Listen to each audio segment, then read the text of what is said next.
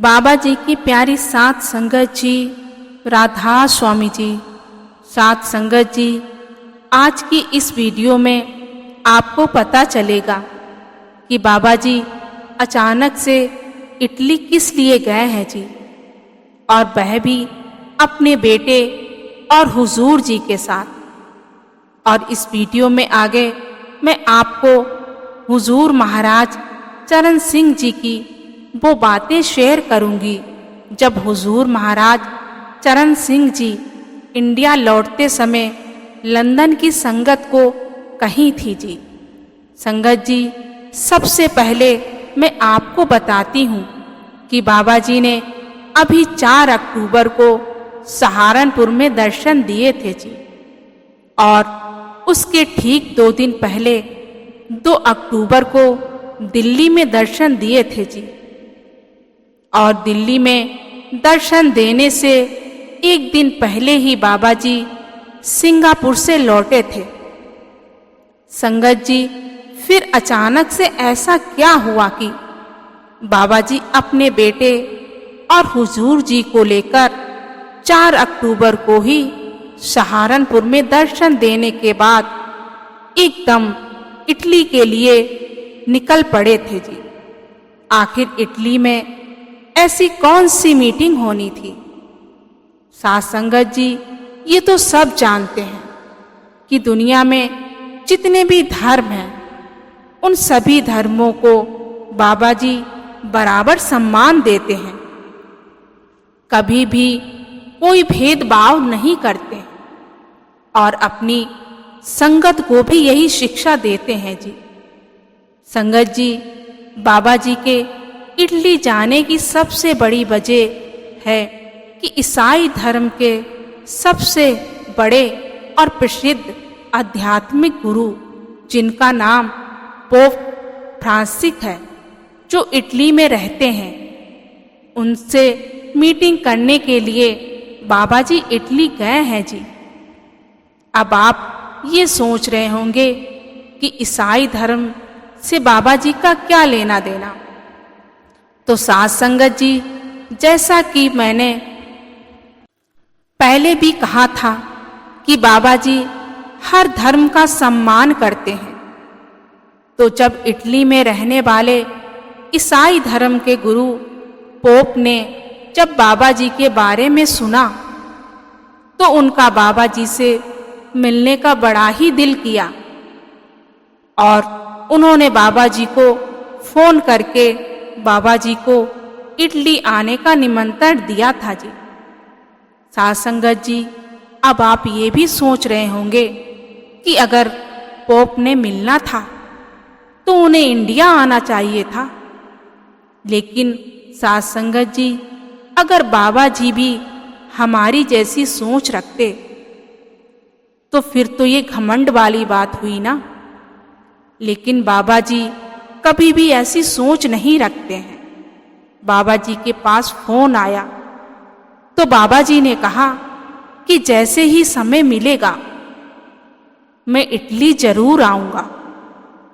और उस दिन सहारनपुर में दर्शन देने के बाद बाबा जी सीधे दिल्ली पहुंचे थे और वहां से उसी दिन बाबा जी इटली के लिए हुजूर जी और अपने बेटे के साथ रवाना हो गए। और वहां उनकी पोप फ्रांसिस के साथ मीटिंग हुई। इस मीटिंग की एक फोटो सोशल मीडिया पर बड़ी ही वायरल हो रही है जी। संगत जी, वे आपने भी जरूर देखी होगी। साथ संगत जी, ये वजह थी बाबा जी के इटली जाने की।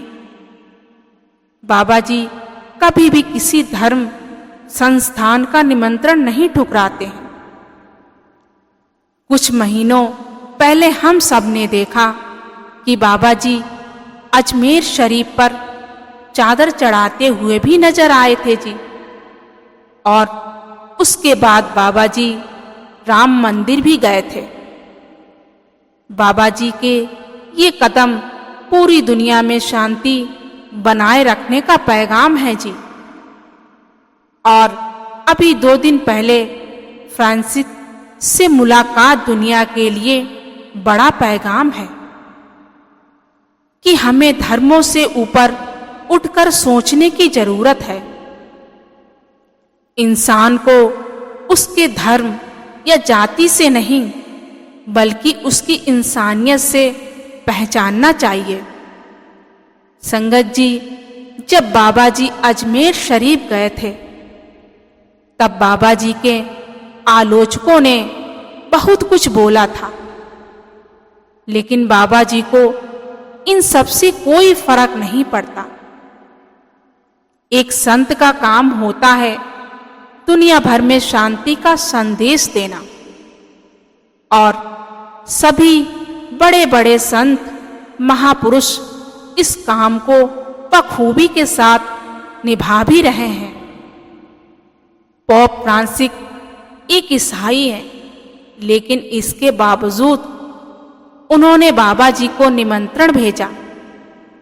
आलोचना करने वाले तो उनके देश में भी बहुत होंगे जो कह रहे होंगे कि पाप ने दूसरे धर्म गुरु को बुलाकर अच्छा नहीं किया, लेकिन इन सब से संतों को कोई फर्क नहीं पड़ता है जी। साथ संगत जी, आइए अब सुनते हैं कि जब हुजूर महाराज चरण सिंह जी लंदन गए और वहां से लौट कर आए तो वहां की संगत को क्या संदेश दिया। वहां पर पश्चिम के सत्संगियों और जिज्ञासुओं के लिए अंग्रेजी में तथा भारतीय के लिए पंजाबी में सत्संग प्रदान किए।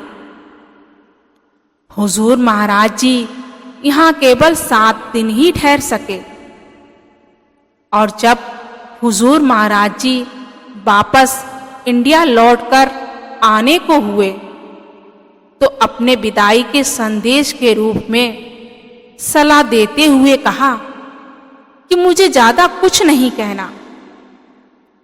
उपदेशों से तो किताबें भरी पड़ी हैं, मुझे तो केवल यही सलाह या सुझाव देना है कि सत्संगियों तथा सभी आपस में प्रेम बनाए रखना चाहिए। जितना अधिक आप एक दूसरे के करीब होंगे उतने ही आप मेरे भी समीप होंगे, उतने ही मुझे प्रिय होंगे। इस बात को हमें हमेशा याद रखना चाहिए कि जितना अधिक एक दूसरे से प्यार करेंगे, एक दूसरे को अपनाएंगे, उतने ही हम परमात्मा के नजदीक होंगे, उनको प्रिय होंगे। हमें अपने सत्संगों में हमेशा प्रेम पूर्ण और शांत वातावरण बनाए रखना चाहिए। एक दूसरे को समझाने की भावना होनी चाहिए, एक दूसरे की सहायता करें, एक दूसरे के विश्वास को मजबूत बनाने की कोशिश करें। संत मार्ग पर दृढ़ होने में परस्पर सहायक बने। यही एक दूसरे की सच्ची सेवा है। मैं हमेशा यही सलाह देता हूं कि हमारे सत्संग मीटिंग के द्वार सबके लिए खुले हों, हम सबको अपनाने के लिए तैयार हों। हमारे पास आने और सत्संग में शरीक होने के हर एक व्यक्ति का हम प्रेम पूर्वक स्वागत करें, परंतु इसके लिए हमें अपने अंदर प्रेम और प्यार जागृत करना होगा। ये प्रेम ही औरों को प्रभावित करेगा। ये प्रेम वह वस्तु है जो औरों को आकर्षित करेगी। यदि हमारे अंतर में प्यार नहीं है, यदि हमारी मीटिंग में प्रेम की भावना नहीं है, तो इसका अर्थ ये हुआ कि संत मंत हमसे जिस स्तर पर पहुंचने की उम्मीद करता है तो उससे हम अभी दूर हैं। और अंत में मैं आपसे फिर वही कहूंगा जो ईसा मसीह ने कहा है, एक दूसरे से प्यार करो।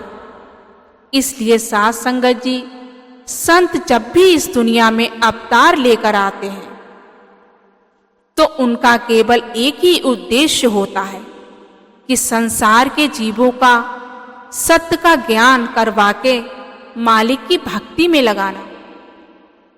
संत महापुरुष का तो एक ही संदेश है, सबसे प्रेम प्यार करो और शांति बनाए रखो।